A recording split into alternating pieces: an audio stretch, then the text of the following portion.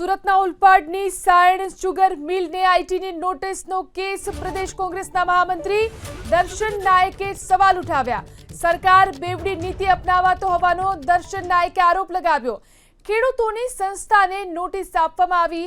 સરકાર ખેડૂતોના હિતને લઈ અને ગંભીર ન હોવાનો દર્શન નાયકે આરોપ લગાવ્યો છે।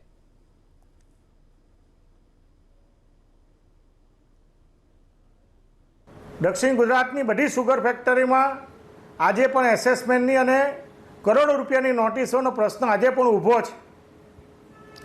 11 વર્ષથી ભારતીય જનતા પાર્ટીના જે મુખ્યમંત્રી છે જાહેરાત કરી, હાલમાં પ્રધાનમંત્રી છે અને એમની સરકાર છે।